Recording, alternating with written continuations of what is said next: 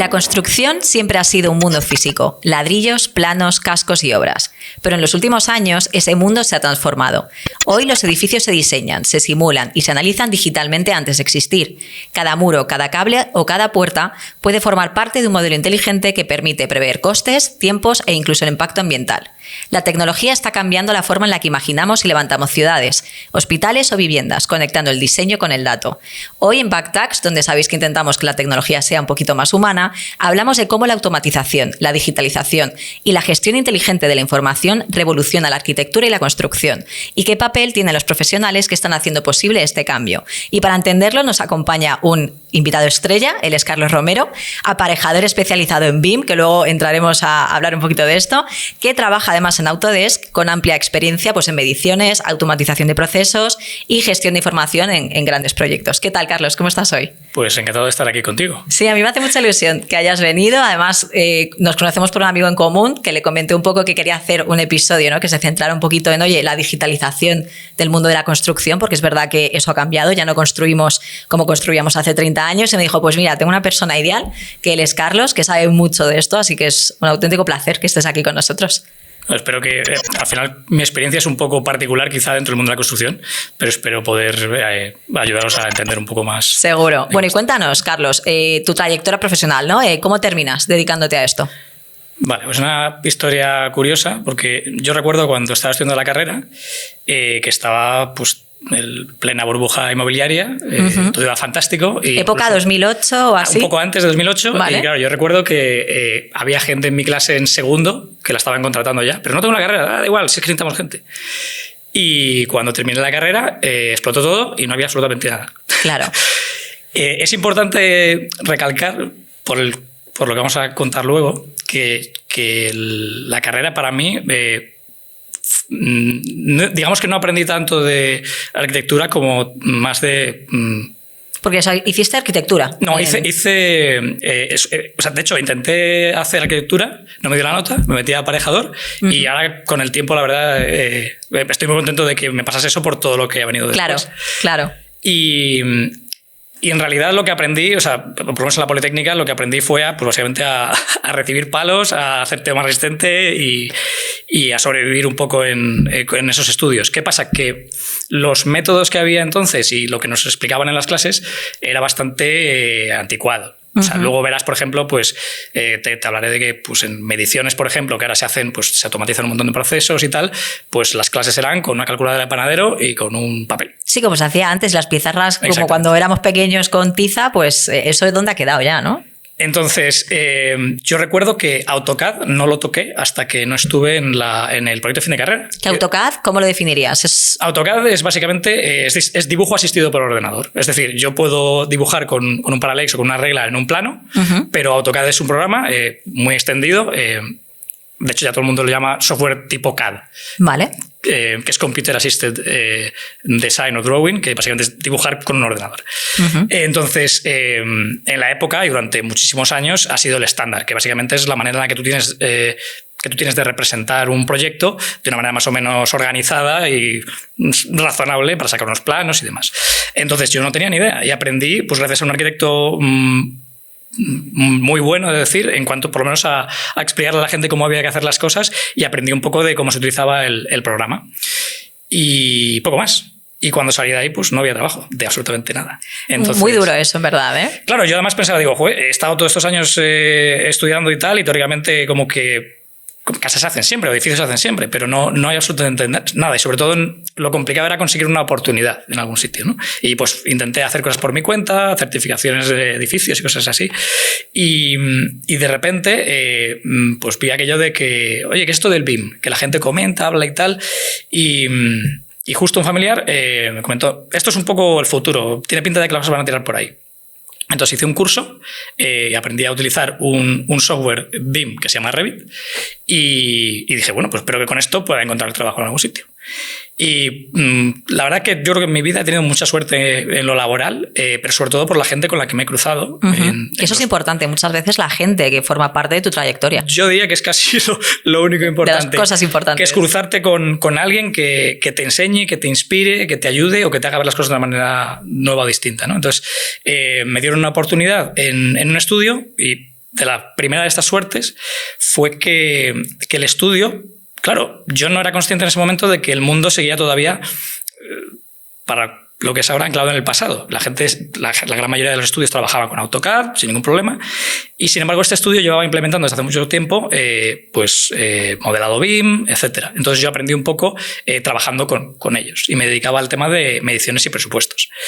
Y aunque es tirar un poco piedras contra mi tejado, como soy muy vago, rápidamente me di cuenta de que había un montón de procesos que estábamos haciendo proyecto tras proyecto, que se repetían constantemente. Y que eso se puede automatizar, ¿no? Bueno, yo en su día no lo sabía, pero decía, algo falla aquí si yo estoy haciendo todos los proyectos la misma historia una y otra vez, como el día de la marmota. Entonces, empecé a tocar un poco, a investigar incipientes herramientas de automatización que empezaban a salir por ahí, a comentar a lo mejor luego Dynamo, que en este caso es una herramienta que te permite a alguien que no sepa mucho de programar empezar a hacer automatizaciones en algunos softwares.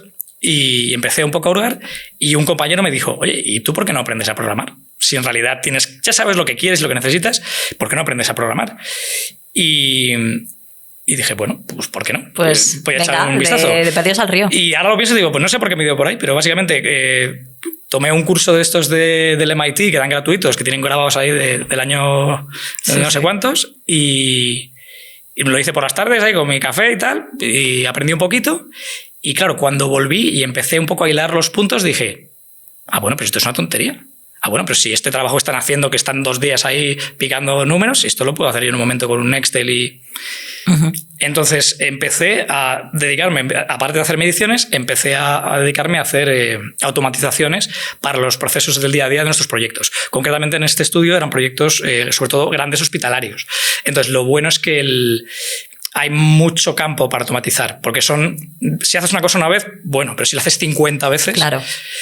Y en este caso empecé a hacer un poco eso. Y una cosa que me sorprendió y que me sigue sorprendiendo a día de hoy es que yo al final estoy en un nicho muy curioso en el que no soy programador, o no me considero un programador competente, y no soy un aparejador competente. Vale. Estoy un poco en el punto medio en el que sé un poco de las dos cosas. Entonces, había procesos que a mis compañeros les llevaban un montón y yo podía resolver con un proceso automatizado más o menos sencillo. Y claro, para muchos de ellos era magia negra. Era como, pues esto está solucionado. Y digo, sí. Y entonces empecé a tirar por ahí. Con el tiempo, igual, no sé por qué me dio esa pedrada, pero como ya había aprendido un poquito, y yo, claro, todo el rato la sensación era de no tengo ni idea, yo estoy aquí probando cosas y a ver si funciona o no funciona. Entonces empecé a dar clases y empecé a un poco a explicarle a la gente básicamente lo justo que había que saber para hacer lo que yo estaba haciendo. Y explicaba a gente que estaba un paso por detrás de mí, en realidad. Simplemente es que... Le estabas creando doctrina ya. De alguna manera, sí. En el fondo, o sea, es curioso porque ahora con el tiempo, echando la mirada atrás y viendo, por al final he dado clase a mucha gente a lo largo de mucho tiempo en muchas cosas, tanto de software BIM como de programación, y es una cosa en la que me doy cuenta de que quizá ya al final del programa podemos a lo mejor hablar de ello, del tema de la coordinación, y cómo el hecho de que ahora podamos compartir cosas por internet o podamos acceder a un montón de contenido, cursos y formación gratuitamente, aumenta la velocidad a la que el mundo avanza tremendamente. Porque, claro, porque luego todo es aplicable a tu trabajo. Exactamente. Es así. Entonces, aprendí un poco, básicamente aprendí un poco a programar, pero mis pinitos, pocas cosas. Y eso transformó tus proyectos en construcción, ¿no? O sea, la forma en la que lo hacías. Totalmente. O sea, de hecho, dejé de ver los proyectos como los veía entonces, porque para mí no era... O sea, para mí todo era, oye, esto se puede hacer mucho más fácil. Oye, este sistema que estáis utilizando, por ejemplo, no tiene ningún criterio ni orden. Si lo sistematizáis, puedo hacer una aplicación sencilla que haga que os ahorréis todos los días no sé cuántas horas. Un poco todo lo veía con esa óptica un poco, ¿no? Y es un poco también lo que me da la motivación, que también es un poco lo que creo que me ha ayudado a... Sí, sin motivación no hay nada. Eso es así. Pero también yo me he dado cuenta, por ejemplo, dando clase y demás, el hecho de que que mucha gente dice, joder, es como muy entusiasta, ¿no? Y es como que cuando algo te gusta, lo haces llegar a la gente y luego la gente además te da ese feedback de, joder, gracias a ti he aprendido un montón, es un motor muy importante también para que quieras hacer las cosas y no estás ahí, pues eso, diciendo que mi trabajo es pues lo hago y punto, ¿no? Entonces, a partir de ahí, claro, empecé a hacer un montón de formaciones y también empecé a hacer mis propios proyectos como freelance para ciertas empresas que querían automatizaciones. Y trabajé una temporada como autónomo y hace, pues creo que 3 años fue, entré en contacto con una de las consultoras, yo creo, de BIM más potentes de España, que son todos unos cracks y tal, y empecé a trabajar con ellos, aprendí una burrada con ellos y hace poco pues me llegó una oferta muy interesante de una de las grandes empresas del sector, que es Autodesk. Autodesk. Y dije, bueno, vamos a probar, Pa'lante. a ver qué tal. Y ahí estás. Y aquí estoy. Ya ves. Oye, y tema BIM, porque lo has mencionado varias veces, ¿no? O sea, para la gente en casa que no tenía ni idea, ¿no? Que no está familiarizado con este término. O sea, ¿cómo lo definirías de forma sencilla? Exactamente eso, metodología BIM. Vale. ¿Qué es? Una cosa muy importante, porque yo creo que tanto, yo que sé, en LinkedIn o en los cursos, como que siempre hay una serie de cómo se explica esto, las definiciones, digamos, estrictas, serias de cómo se hacen las cosas. Y pues BIM, las siglas son Building Information Modeling, que básicamente es crear un modelo de un edificio que tiene información dentro. Suena sencillo, ¿no? Vale. Entonces, sí, suena sencillo, pero creo que no lo es, ¿verdad? Traducido un poco a términos sencillos, básicamente es que tú ya no estás como antes dibujando una serie de líneas en un plano y diciendo esto representa un edificio que quiero que construyas, sino que tú estás creando un modelo en el que hay una serie de geometrías que representan esos elementos constructivos y dentro cargan información. Es decir, si tú miras un plano de AutoCAD, por ejemplo, tú ves dos líneas y te dicen eso es un muro, porque le hemos puesto un patrón de rayitas muy mono y decimos que es un muro. Y la leyenda dice que eso es un muro de carga. De tanto por tanto, bueno, en un software BIM tú vas a tener que hay un muro modelado, que tú vas a poder observarlo desde distintos ángulos, en planos, vistas 3D y demás. Y ese muro tiene una información interna que dice el tipo de ladrillo que es, las dimensiones que tiene, cuánto pesa, qué coste puede implicar. Tiene un montón de cosas que tú puedes... mucho más detallado que lo que mencionabas de un plano, de que esto es un muro y ya está. Exactamente. Y también digamos que permite ese modelo no solo cargar, porque a priori uno diría que si un plano de AutoCAD son líneas en distintas capas, un modelo BIM es geometrías con, digamos, información que cuelga de ellas. Pero va más allá, porque esa información se organiza con una serie de sistemas que te permiten sacar mucho más de ello. Entonces, si yo tengo un plano de AutoCAD, por ejemplo, pues si soy un instalador, podría decir, vale, pues me están diciendo cómo instalar este aparato de aire acondicionado. Pues yo llego, sigo las instrucciones, mido y lo coloco. Pero si tengo un modelo BIM, un modelo 3D, puedo hacer muchas más cosas. Ya no solo es el decir, es que en el plano 2D no veo que aquí, esto va a dar con esta tubería. Eso lo puedes ver en un 3D. Sino que además te permite decir, oye, en esta fase del proyecto, ¿va a caber esta máquina por la puerta? ¿Va a estar ya construida? Escucha, lo típico de las puertas, que luego queremos meter muebles y queremos meter de todo. ¿Quién mide esas cosas? Porque ¿cuántas veces nos ha pasado que queremos meter algo por la puerta y no cabe? O sea, eso es una realidad. Eso nos pasa. Y en realidad es una de las cosas que digamos que el modelado BIM y el trabajo en BIM pretende solucionar. Es un montón de cosas que tú no puedes prever, a menos que tengas una capacidad de abstracción brutal. Pues que no todo el mundo la tiene. Exactamente. Entonces, si tienes mucha experiencia, puedes verlo. Pero gracias al software BIM, tú puedes prever una serie de cosas y decir, organizar tu proyecto no solo, digamos, suena como muy... fantasioso, ¿no? Pero no solo organizarlo hasta el 3D, es decir, hasta en el espacio poner las cosas, sino organizarlo en 4D, es decir, en el tiempo de, oye, ¿cómo vamos a organizar esto? O incluso organizarlo para que cuando tú tengas ese edificio construido, tú tengas un modelo vivo de cómo funciona el edificio para saber, pues, oye, cuándo hay que cambiar una bombilla, cuándo hay que revisar el ascensor, cuánta Eso gente... es muy interesante, ¿eh? Cuánta gente está en una habitación, por ejemplo, y si se necesita aplicar más o menos calefacción a esa habitación en ese momento, quién tiene alquilada esa habitación durante el último mes. O sea, mucha información, en verdad, muchísima.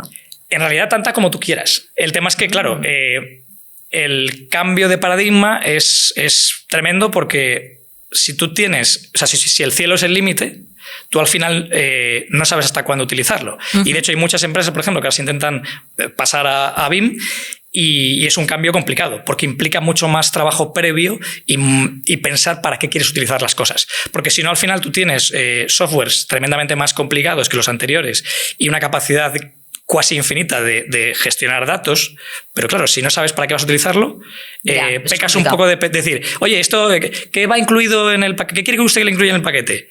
Todo. Claro, pero luego va a usar todo. ¿Realmente le va a facilitar el trabajo usarlo todo? Claro. Efectivamente. Y tema ya del sector propio, ¿no? De la construcción. O sea, ¿cómo ha sido esa evolución de la digitalización, ¿no? Porque vemos que todos los sectores se van digitalizando, eso es inevitable y además si hoy en día pues quieres poder existir en el mundo en el que vivimos, tienes que digitalizarte, ¿no? Pero en la construcción, realmente en los últimos años ha sido un cambio muy grande, ha sido más gradual. ¿O qué cosas tú ves que haya tenido muchísimo impacto? Yo estoy un poco...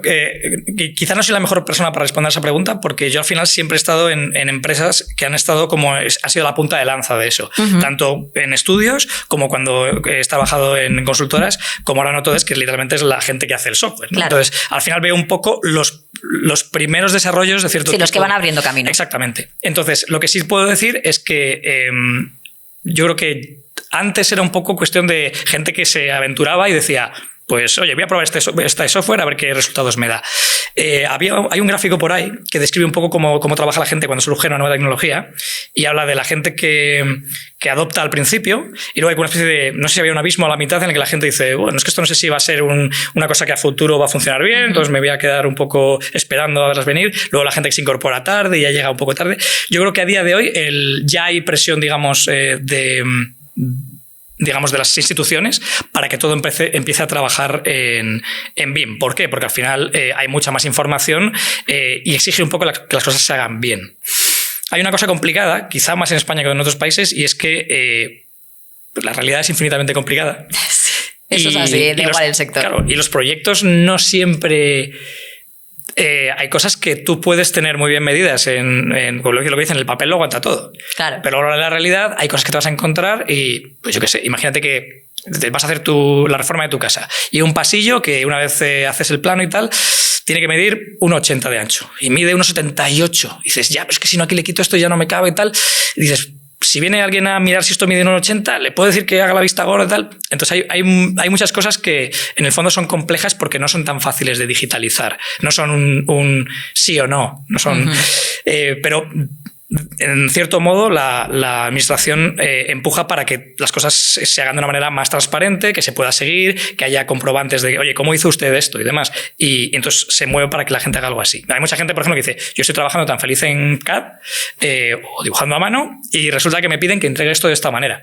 Entonces, muchas empresas lo hicieron en su día básicamente por optimizar y por ahorrar y por hacer las cosas mejor. Luego, otra gente lo ha hecho porque hacerlo en BIM les da ciertas ventajas que si no, no podrían conseguir. Si hay procesos y cosas que tú con información en CAD directamente no puedes trabajarlo. Y luego está la otra parte, digamos, de la administración que dice, oye, si a mí me das unos modelos con una serie de criterios y más información, para todo el mundo es mejor. Claro. Que haya un ejemplo muy sencillo. Voy a hacer una reforma en mi casa. ¿Dónde están las bajantes? Bueno, pues me voy al ayuntamiento y pido los planos de la casa. Si los planos son del año 70, pues hay veces en las que a lo mejor el plano de diseño era X, pero luego no se hizo así. Claro. Y no es todo documentado en ningún sitio. Claro, que eso ocurría mucho, ¿no? La construcción más antigua de que, bueno, el plano te puede decir una cosa, pero luego ahí tenían un montón de chiringuito. Hay un ejemplo muy, muy sencillo que es el típico de tú estás haciendo un garaje. Entonces tú haces un plano de CAD y tú al final tú lo que tienes son planos de las distintas plantas del edificio.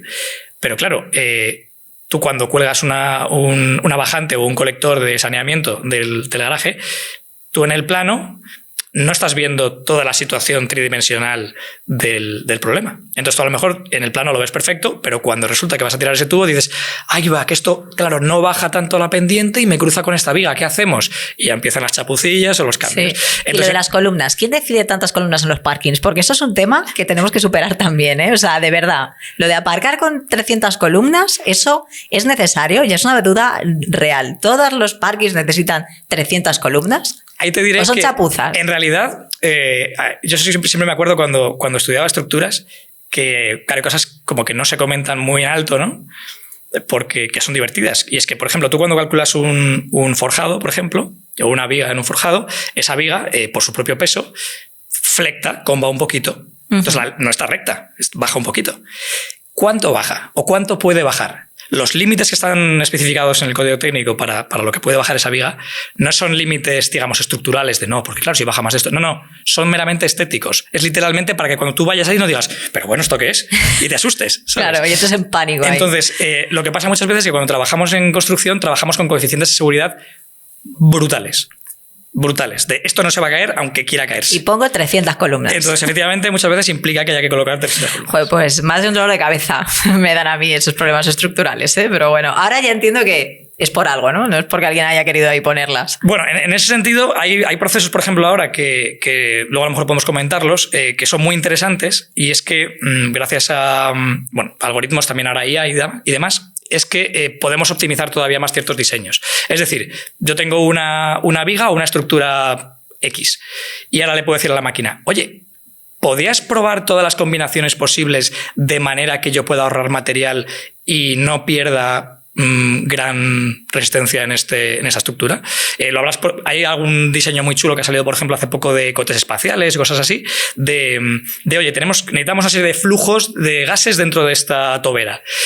Vamos a decirle a la máquina que haga 1.000 millones de pruebas y que analice los resultados y nos diga cuáles son las que mejor funcionan. De manera que podemos llegar a diseños o optimizaciones mucho más eficientes, realmente. Que a un humano nunca se le hubiesen ocurrido. Sí, y además ahorras mucho tiempo.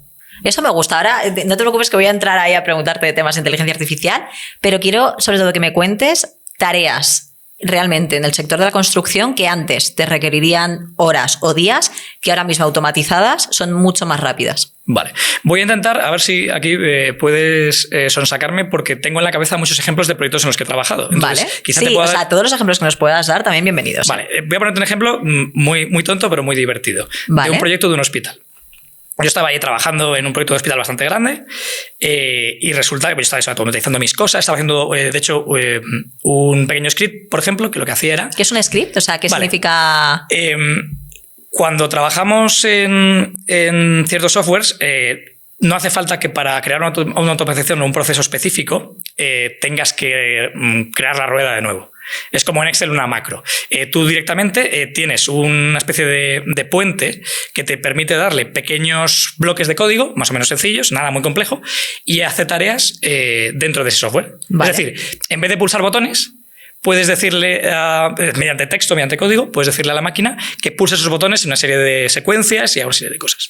Entonces, yo en ese momento creo que estaba haciendo algo que tenía que ver con la sectorización de incendios. Básicamente era como para calcular ciertos datos de incendios de las habitaciones que no hubiese que hacerlo a mano. Bueno, y estaba esta compañera y claro, de repente dije, ¿pero qué estás haciendo? Y me dijo, nada, que hay que enumerar las plazas de garaje. Y claro, tú en un hospital muy grande tienes a lo mejor, pues en este caso había como 3 sótanos y cada sótano tenía 200 plazas de garaje. Entonces, claro, en los planos y a la hora de dar los planos para construirlo y montarlo todo, el señor que va a pintar las plazas de garaje tiene que poner un número en cada plaza de garaje. Wow, eso es ahí picar piedra, ¿eh? Y alguien se lo que tiene que indicar, claro, el señor que sabe, o sea, el señor pone lo que le dice. Se inventan los números. Entonces, tú imagínate, claro, es un poco lo que te decía antes de mi punto de vista y cómo empecé a entender todo. Claro, yo la miraba y digo... No puedo permitir que a alguien le esté pagando sueldo de arquitecto y esté literalmente diciendo plaza A1, A2 y así hasta la 3, hasta las 600. Ya. Entonces, claro, esto lo tenemos que solucionar automáticamente.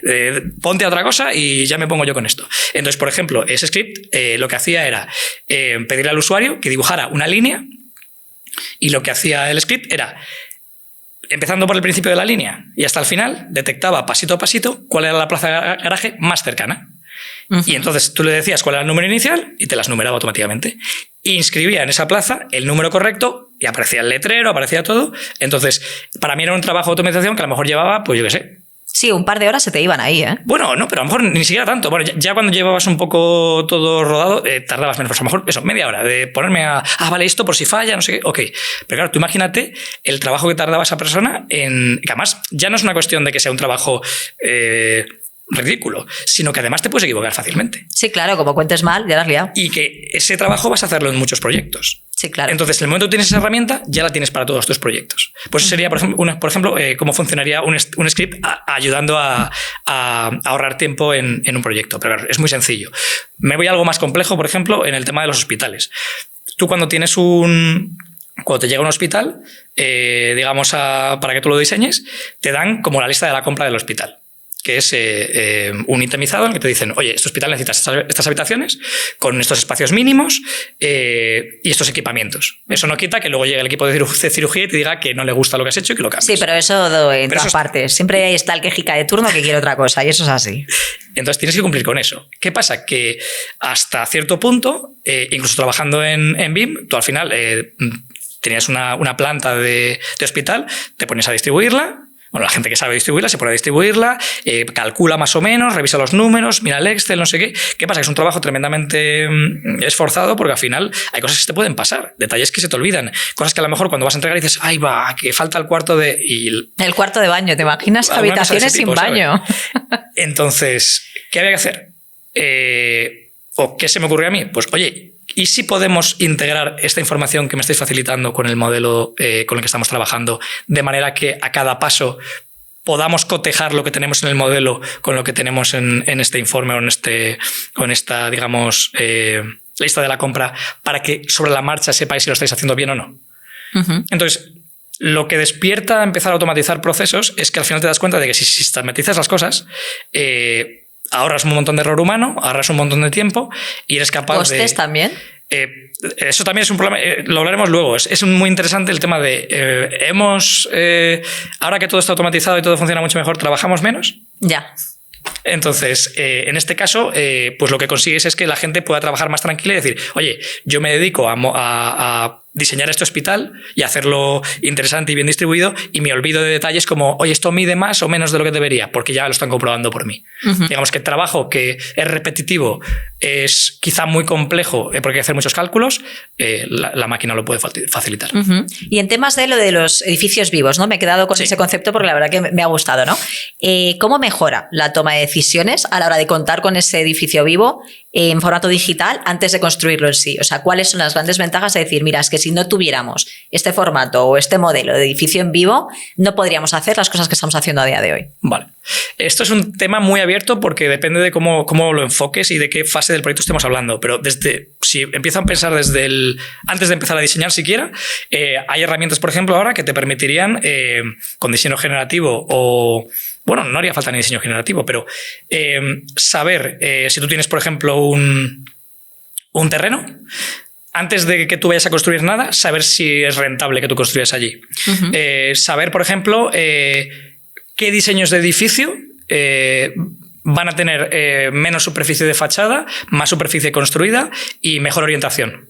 O cómo vas a poder repartir, por ejemplo, tengo todo este terreno y tengo que construir un edificio de viviendas, unos chalets y no sé qué. ¿Cómo lo optimizo para que todos estén lo más cerca posible del camino de la carretera, reciban la mayor cantidad de luz y... yo qué sé, cualquier cosa que se te pueda ocurrir. Uh-huh. Entonces, mucha gente ya está empezando a trabajar en ese sentido. Es decir, tenemos sistemas y modelos que hacen estimaciones rápidas o te dicen las posibilidades que tú tienes con una serie de condiciones previas y tú, en el fondo, la decisión la vas a tomar tú. Claro. Pero tienes una serie de pautas que te dicen, oye, tiene pinta de que no vamos a conseguir nada muy rentable de este terreno si quieres construir pues este tipo de vivienda, por ejemplo. Uh-huh. Entonces, ya con eso tienes muchísima información que antes no tenías. O... Por ponerte otro ejemplo, una constructora con la que trabajé habían automatizado construían edificios de viviendas muy a lo bestia, en plan bloques muy grandes. Entonces tenían literalmente, tú no comprabas una casa, tú comprabas un modelo, como si te compras un Fiat Punto con asientos de cuero y no sé qué, pues tú elegías concretamente el edificio, el tipo de apartamento que querías dentro del edificio.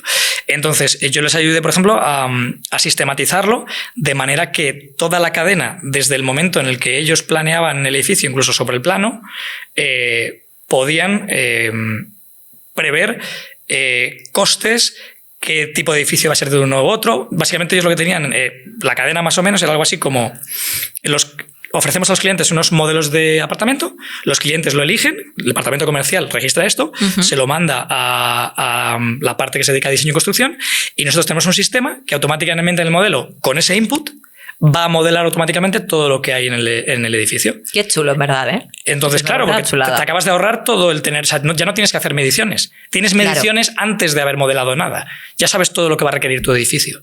Entonces, ¿qué pasa? Que a lo mejor luego no se transfiere a la realidad 100%, pero tienes una aproximación antes de mover un dedo. Bastante fiable, ¿no? Exactamente. Qué chulo. Me parece muy interesante que se pueda hacer eso. Y, por ejemplo, tema de innovación y sostenibilidad, ¿no? En el propio sector, porque entiendo también que la tecnología, ¿no? Al igual que nos puede, pues lo que hablabas, ¿no? Ahorrar costes o hacer las cosas, digamos, un poco más informadas, ¿no? ¿Qué papel juega la tecnología en la sostenibilidad y la eficiencia energética a la hora de construir? O sea, ¿aquí realmente también ha habido un impacto? Sí, yo diría que en dos casos, tanto en la parte de diseño como en la parte luego de uso de edificio. Es importante destacar que mucha gente está ya diseñando en BIM y ya es, digamos, un poco el nuevo estándar, pero todavía hace falta que la gente no hace falta que quiera o no quiera, sino que al final, como se van a ver los beneficios de hacerlo, la gente va a intentar hacer que esos modelos pasen más allá de la fase de construcción y se utilicen para el mantenimiento del edificio. Entonces, yo diría que está en esas dos partes. En el tema de la construcción, te puede ayudar a buscar eso, hacer un edificio que luego vaya a requerir mucho menos coste de calefacción, por ejemplo, porque estás orientándolo de manera que va a tener mucha más luz solar. O vas a hacer una fachada, vas a comprar 5 modelos de fachada distintos, en los que vas a decir, oye, ¿con cuál voy a tener más sol? ¿O voy a tener mejor temperatura? ¿O hay algo en el que me pueda ahorrar? Ahí, por ejemplo, hay mucho de eficiencia porque vamos a diseñar edificios que en el fondo siempre hay parte que tiene que ver con el diseño. A lo mejor una cosa no es particularmente eficiente, pero te gusta. Claro, bueno, sí que para gustos colores también hay, pero sí que es cierto que te va a dar unas pautas de, oye, aquí a lo mejor va a ser muy caro si hacemos esto de esta manera. O te permite, pues eso, ¿qué estructura utilizamos en nuestro edificio? Pues te permite hacer diferentes pruebas. Eso, digamos, en la fase previa a la construcción. Y durante la construcción es eficiente en el sentido de que vas a ahorrar mucho material, porque sabes lo que te hace falta, vas a controlar mucho mejor las fases del proyecto, se van a perder menos camiones de hormigón porque resulta que no vino no sé quién que tenía que entregar tal cosa y se ha parado todo. Y luego en la fase posterior a la construcción, si como digo, la gente coge esos modelos y los empieza a utilizar para mantenimiento del edificio o para lo que se llama facility management, ¿no? Pues va a permitir que tú a lo mejor tengas un edificio de viviendas en los que constantemente estás monitorizando, por ejemplo, si hay alguien en un pasillo, pues apaga la luz, por ejemplo. Oye, me han dicho que a las 9 de la mañana va a haber una reunión en esta sala. Oye, pues voy encendiendo la calefacción para que no la pongan a todo trapo cuando lleguen porque hace frío, claro, y luego la apago antes. Entonces, en ese sentido, digamos que el cielo es el límite. Sí es cierto que a día de hoy, cuando la gente habla de BIM, habla casi siempre de la fase de diseño, pero ya están empezando a surgir más softwares, sistemas e intereses en, oye, esto que me ha costado mucho crear, quiero aprovecharlo para más cosas. De hecho, hay muchas empresas que están haciendo lo que se llama un as-built de sus edificios, que es tomar el edificio tal cual está, capturarlo con una nube de puntos, con láser y demás, y pasarlo a un modelo BIM. Y ese modelo BIM utilizarlo para gestionar los activos. Es decir, oye, ¿qué proyecto tenemos que hacer para reformar la planta primera? Pues te permite gestionar, pues eso, ¿qué te hace falta? ¿Cómo te hace falta mover? Por ejemplo, un ejemplo muy claro de, que no sé si llamarlo eficiencia y sostenibilidad, pero muy interesante. Por ejemplo, el caso de un hospital, aquí en Madrid, unas urgencias de un hospital. Claro, tú tienes que reformar el hospital, pero en el hospital hay gente que está... Claro, no, tiene que seguir funcionando y tiene que dar servicio. Entonces, ¿qué haces? Pues si tú tienes que gestionar todo eso con un sistema, digamos, 2D de planos, en un proyecto que a lo mejor tiene 7 fases, buena suerte. Sí. Es muy complicado. Sin embargo, por ejemplo, con un software BIM, lo que puedes hacer es decir, dividir tu proyecto en 7 momentos temporales y en cada momento temporal hacer una configuración distinta en la que dices, vale, ahora vamos a llevar a la gente hospitalizada a esta parte, la gente va a acceder por esta otra parte, se van a poner estos carteles. Podemos trabajar en esto. Entonces permite, en realidad, si alguien tuviese la capacidad de hacerlo, sería como un Mentat de Dune, ¿no? En plan, sí. Pero como no es posible, pues estos softwares ayudan tremendamente a todo este tipo de procesos. Y tema, por ejemplo, de edificios inteligentes, inteligencia artificial, ¿cómo está también transformando la forma en la que construimos? Yo creo que yo separaría mucho el tema del Internet of Things de las cosas. Claro, porque el IoT, que ahora si quieres lo defines un poquito para quien no sepa qué es, también es algo que está entrando mucho a modo domótica, ¿no? Claro. Y estas cosas. Porque una cosa puede ser a lo mejor tener pues Alexa y decirle, oye Alexa, guarda esto para la lista de la compra y luego me la cantas. O pide... O haz te la canta, ¿lo has probado que te la cante? Nunca lo he probado, pero más muy buena idea ahora mismo. O que la guarde, lo que sea. Hay un montón de cosas que tú puedes hacer o instalar en tu casa, por ejemplo, como puede ser, pues yo qué sé, puedes motorizar tus persianas para que a través de Alexa puedan estar controladas. Vale, eso es una opción, digamos, a pequeña escala, ¿no? Sino que eso es el Internet of Things, ¿no? Todo lo que es como la casa interconectada, ¿no? O dispositivos interconectados. Claro, que un dispositivo está conectado a Internet, entonces hay ciertas gestiones que pueden ser más o menos prácticas, por las que toma decisiones por ti y que te facilitan la vida. De hecho, que la nevera sabe que le queda poco comida, claro, entonces te pide la compra directamente, este tipo de cosas. Y en ese sentido sí es cierto que también, claro, hay una cosa que creo pasado últimamente y es que todo está conectado a Internet. Y claro, hay cosas que yo puedo entender que estén conectadas a Internet. Por ejemplo, pues, yo qué sé, tienes a Alexa, por ejemplo, y quieres pedirle que te diga el tiempo que va a hacer, pues tiene sentido que esté conectado a Internet. Pero, por ejemplo, imagínate que tú tienes un lavavajillas que se tiene que conectar a internet y si no tienes wifi, no funciona. Ya, la verdad que no es tiene un poco mucho sentido, random, ¿no? es un poco random. Entonces yo creo que como que hay como también es un poco llevado por la emoción, ¿no? Obsesión de conectarlo Exactamente, todo. de conectarlo todo, al final todo lo que genere datos es útil para alguien. Entonces, en ese sentido, yo lo dividiría en eso, en el Internet of Things o cosas que nosotros conectamos, digamos, a nivel usuario, domótica y tal, que es un poco, pues, que porque nos puede ser útil en algún momento. Y luego está, digamos, la industrialización de esos datos para aprovecharlos en cosas, digamos, mucho más grandes. Por ejemplo, porque uno puede decir, oye, en un edificio que es un hotel, por ejemplo, o en una sala de oficinas, un edificio de oficinas, tú puedes, pues eso, controlar la temperatura del edificio porque tienes un modelo que te dice con unos sensores qué temperatura hace falta en cada punto. Puedes tener conectado ese modelo a un sistema que gestiona quién ha alquilado qué habitaciones en cierto momento. Entonces te da un poder tremendo sobre el mantenimiento del edificio, que en el fondo al final es lo que a largo plazo va a costar más dinero, ¿no? Claro. Pero luego incluso podemos ir más allá y tenemos, por ejemplo, pues ya hay softwares que hacen simulaciones de cadenas de montaje en fábricas. Entonces llega un punto en el que eres capaz de optimizar detalles que nos podrían parecer ridículos. Por ejemplo, hay que ya ni siquiera es, oye, tengo un edificio que es de esta manera, lo conecto a internet y funciona, sino directamente ya en el propio diseño tienes en cuenta una serie de factores en los que ya está trabajando ese modelo, aunque ese modelo todavía no haya sido. Un ejemplo puede ser, tengo una fábrica y esta fábrica tiene un retal de terreno que mide X y tengo una serie de secciones de taller. Por ejemplo, voy a montar un avión. Uh-huh. Entonces, tengo una serie de sectores que son pues, los que montan las alas, los de los motores, no sé qué. Y la pregunta es, ¿hay alguna manera en la que yo puedo calcular los tiempos de viaje de cada sector a cada otro sector de manera que yo lo optimice y reduzca el tiempo total de movimiento de trabajadores dentro de la empresa? Pues me refiero que no hace falta ni siquiera ya que el edificio esté trabajando o esté construido para que tú puedas empezar a darle vueltas a ese tipo de cosas. Uh-huh. ¿Y la IA, en ese sentido, qué cositas está haciendo con la inteligencia artificial? En construcción yo aún lo veo un poco, y aquí no sé si cuadra con la filosofía del podcast o programa. Tú di lo que tengas que decir, no te preocupes. Yo lo veo un poco, que lo dice mucha gente, ¿no? Que es como una especie de autocompletar glorificado, ¿no? Es un, uh-huh. Y que está de moda también. Funciona muy bien para algunas cosas, pero yo sí he detectado, por ejemplo, que en algunos trabajos que he hecho que dicen, queremos IA. Y es de ya, pero no tienes un sistema, no sabes cómo vas a construir este edificio ni para qué quieres este modelo BIM. Ya, pero quiero IA. ¿Pero qué va a hacer? Y mucha gente piensa que es un poco la varita mágica que de repente va a hacer que todo esté arreglado y todo funcione fantásticamente. Claro, sí.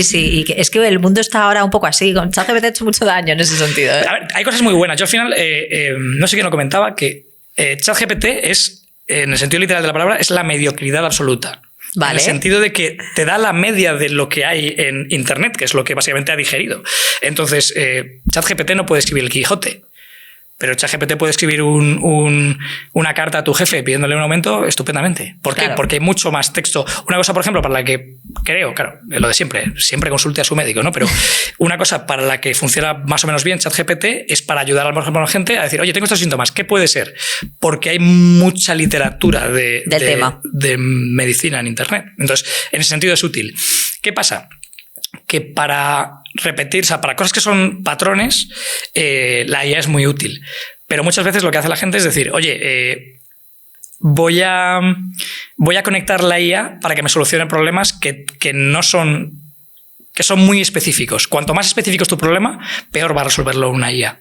Entonces, hay cosas genéricas en las que ahora, por ejemplo, se está haciendo más o menos hincapié, que es conectar la IA de manera que yo tengo mi modelo BIM y hay operaciones que tú, conociendo el software, podrías decir, oye, ¿puedes consultarme las habitaciones de este edificio?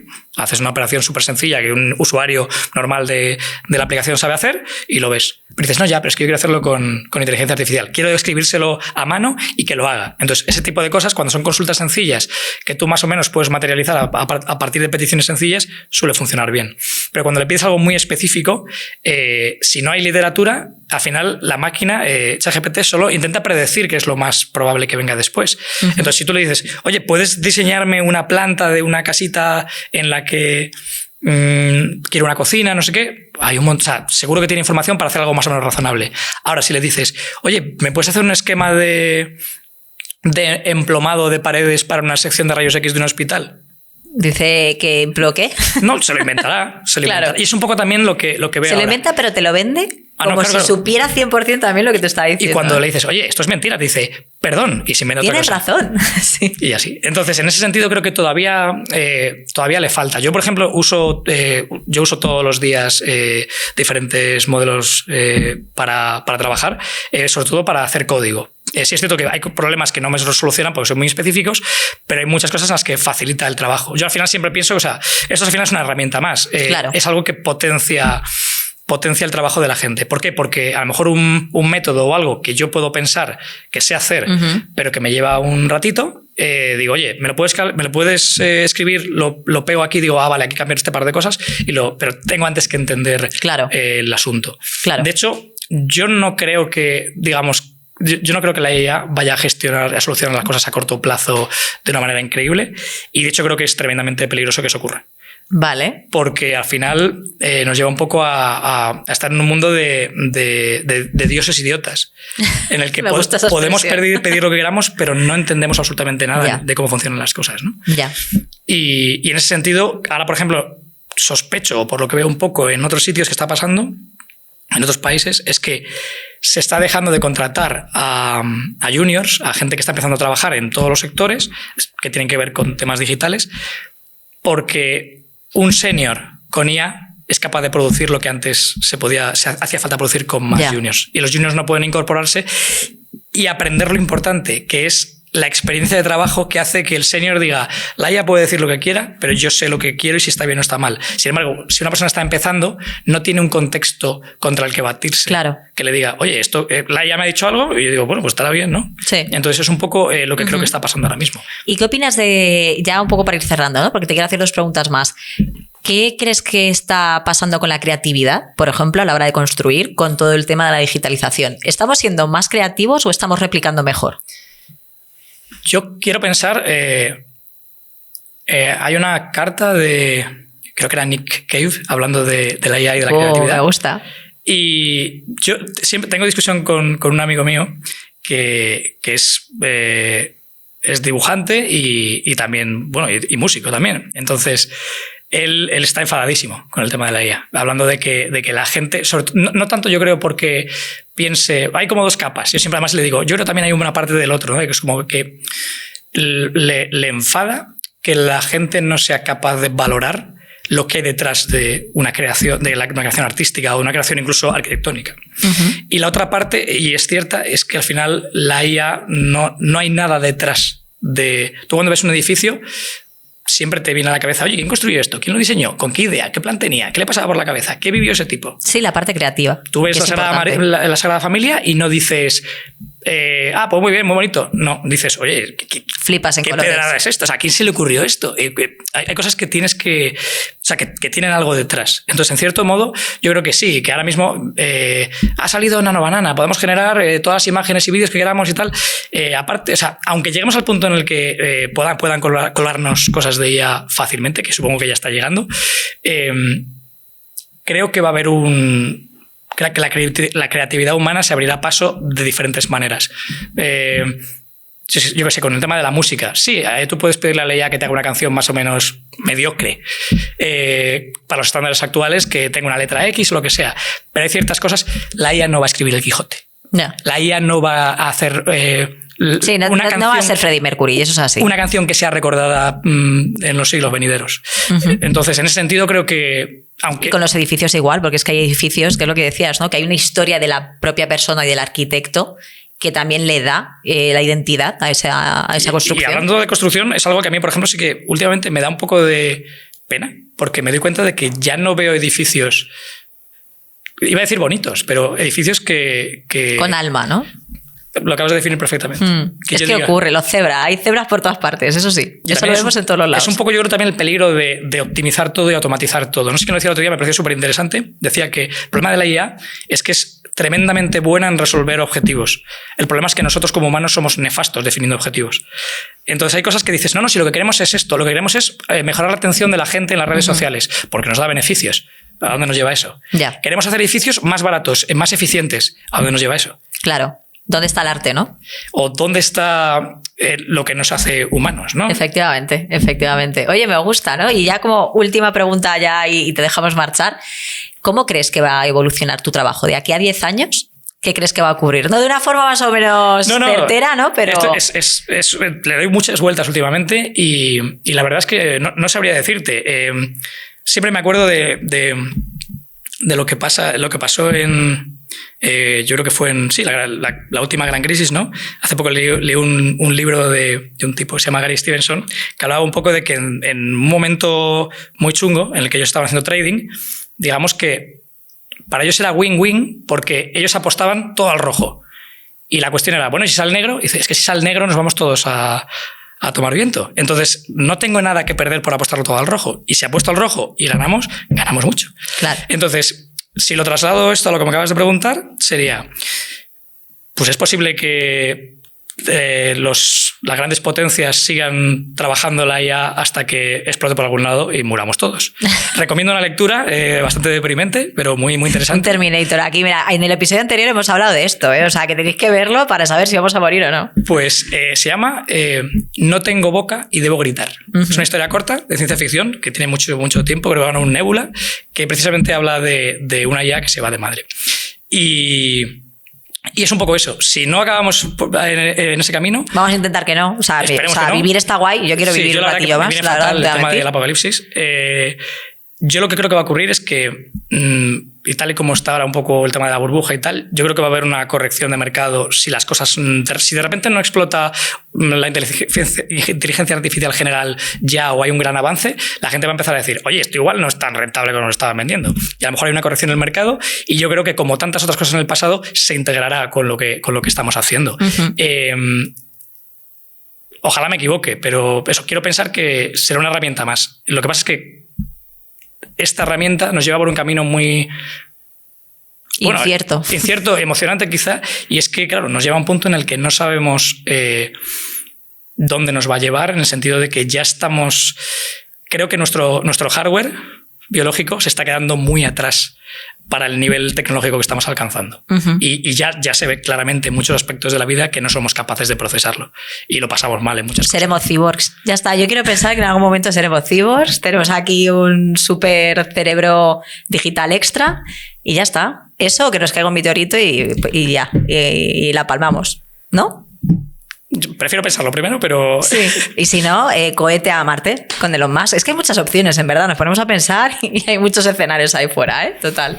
Yo creo que siempre... O sea, en cierto modo, hasta ahora, de momento, hemos podido confiar en el ingenio humano. Sí. Y creo que podemos seguir haciéndolo. Y veremos qué pasa. Pues muchas gracias, Carlos, por haber venido. Me gusta mucho esta conversación. También me quedo mucho con todo lo que dices, ¿no? De todo lo que se puede automatizar y que realmente puede hacer que el sector de la construcción sea más rentable. Pero me quedo mucho con la reflexión que has hecho de, oye, también dónde está el alma, ¿no? De las cosas también que hacemos y que eso al final no se puede perder, y mucho menos en el sector de la construcción, que el ser humano ha podido crear estructuras arquitectónicas que son espectaculares, ¿no? Y que esa parte creativa nunca la perdamos. Así que nada, muchas gracias por haber venido.